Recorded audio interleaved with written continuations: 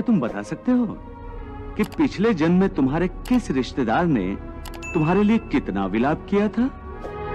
नहीं केशव, ये मैं कैसे बता सकता हूं? मुझे तो ये तक याद नहीं कि वो कौन थे। बस जिस तरह तुम अपने पिछले जन्म को भूल गए हो, उसी तरह तुम अपने इस जन्म को भी भूल जाओगे। इस जन्म के रिश्तों का अर्थ तुम्हारे आने वाले जन्म में कुछ भी नहीं रह जाएगा।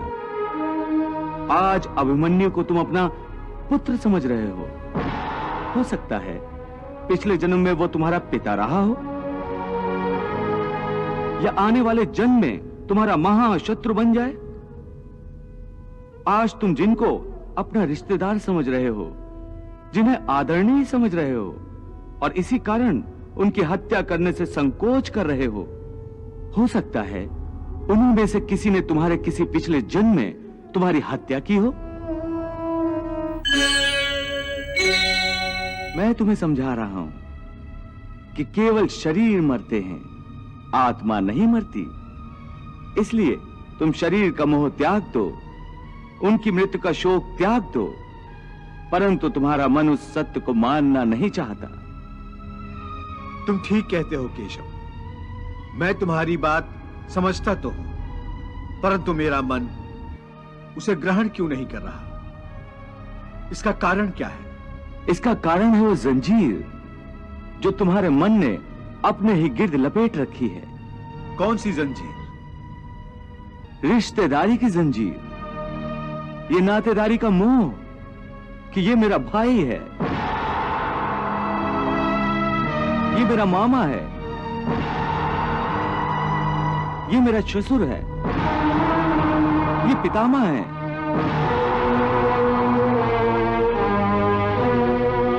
तुम ठीक कहते हो कि रिश्ते नातों की जंजीरों ने मुझे चारों तरफ से जकड़ रखा है, परंतु मैं इस जंजीर को कैसे तोड़ दूं? मैंने मान लिया कि ये सारे शरीर नाशवान हैं, परंतु इनके साथ जो मेरे रिश्ते हैं वो तो नाशवान नहीं है, वो तो सच्चे हैं। भीष्म मेरे पितामह हैं, अभिमन्यु मेरा पुत्र है, महाबली भीम मेरा सहोदर भाई है। ये रिश्ते तो सच्चे हैं। भले इन सब के शरीर मर जाएंगे, परंतु इन सब के साथ जो मेरे रिश्ते हैं वो तो नहीं मरेंगे। जैसे आज मेरे पिता महाराज पांडु का शरीर नहीं है, परंतु मेरे पिता आज भी महाराज पांडु हैं। पिता पुत्र का तो वो पवित्र रिश्ता समाप्त नहीं हुआ। इन रिश्तों की पवित्रता पर मैं कैसे प्रहार करूं? शरीर को भूल जाओ, परंतु अपने दादा के रिश्ते पर तीर कैसे चलाऊं? अपने भाई के नाते पर तलवार कैसे उठाऊं? अर्जुन, ये रिश्ते, ये नाते सब इस जन्म के हैं। इस जन्म से पहले या इस जन्म के पश्चात इन रिश्तों का कोई अस्तित्व नहीं रहता। ये काका, मामा, भाई, पुत्र, पितामह पिछले जन्म में कहां थे? तुम्हारे क्या लगते थे? और अगले जन्म में ये क्या होंगे, कहां होंगे? इसका उत्तर है तुम्हारे पास? नहीं केशव। इसीलिए कहता हूं कि जब शरीर नाशवान है तो ये रिश्ते भी नाशवान हैं, क्योंकि ये सब नाते शरीर के हैं। और ये जो तुमने अपने पिता का उदाहरण दिया कि उनका तुम्हारा पिता पुत्र का नाता तो समाप्त नहीं हुआ, तो ये भी तुम्हारा भ्रम है, अज्ञान है।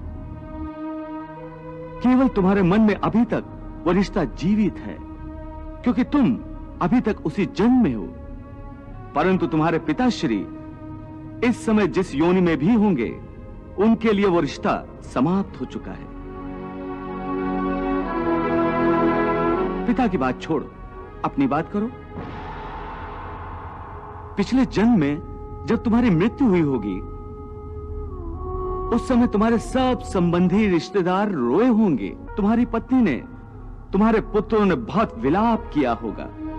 परंतु आज इस जन्म में तुम्हें याद भी नहीं कि किसने तुम्हारी मृत्यु पर विलाप किया था। आज तुम्हारे लिए उनका या उनके रोने धोने का कोई मोल नहीं। इसलिए समझा रहा हूं कि ना किसी के मरने का शोक करो, ना किसी के साथ नाता टूटने का दुख मानो। वैसे भी मेरी माया इतनी प्रबल है अर्जुन कि जिन्हें तू समझता है कि तेरी मृत्यु के बाद शोक करेंगे, सारा जीवन रोते रहेंगे, वो भी असत्य है। मेरी माया के प्रभाव से थोड़े ही दिनों के बाद उन रोने वालों को तू फिर हंसता खेलता देखेगा। मित्र 4 दिन रोता है, भाई 10 दिन रोता है, पत्नी उससे अधिक रोती है, माता सबसे अधिक समय तक रोती है, परंतु सबके आंसू धीरे धीरे सूख जाते हैं और उन आंखों में फिर से नए नए सपनों की रोशनी चमकने लगती है। क्या तुम बता सकते हो कि पिछले जन्म में तुम्हारे किस रिश्तेदार ने तुम्हारे लिए कितना विलाप किया था? नहीं केशव, ये मैं कैसे बता सकता हूं? मुझे तो ये तक याद नहीं कि वो कौन थे। बस जिस तरह तुम अपने पिछले जन्म को भूल गए हो, उसी तरह तुम अपने इस जन्म को भी भूल जाओगे। इस जन्म के रिश्तों का अर्थ तुम्हारे आने वाले जन्म में कुछ भी नहीं रह जाएगा। आज अभिमन्यु को तुम अपना पुत्र समझ रहे हो सकता है पिछले जन्म में वो तुम्हारा पिता रहा हो, या आने वाले जन्म में तुम्हारा महाशत्रु बन जाए। आज तुम जिनको अपना रिश्तेदार समझ रहे हो, जिन्हें आदरणीय समझ रहे हो, और इसी कारण उनकी हत्या करने से संकोच कर रहे हो सकता है उन्हीं में से किसी ने तुम्हारे किसी पिछले जन्म में तुम्हारी हत्या की हो, या तुम अगले जन्म में उनकी हत्या कर दो। हे अर्जुन, ये रिश्ते शरीर के जन्म के साथ पैदा होते हैं और शरीर की मृत्यु के साथ मर जाते हैं। इसलिए इन रिश्ते नातों के चक्रव्यूह से बाहर आ जाओ। आत्मा अमर है, इस अमर सत्य को पहचानो। रिश्ते तो बदलते रहते हैं। हे अर्जुन, इसलिए तुम्हें न रिश्तों से मोह करना चाहिए, न रिश्तों के टूटने का शोक करना चाहिए।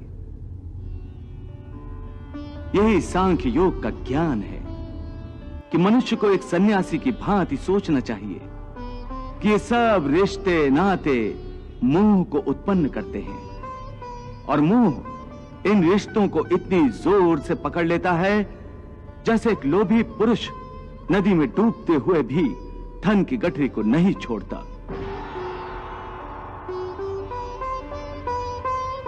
और आखिर में उसी गठरी के बोझ से खुद भी डूब जाता है।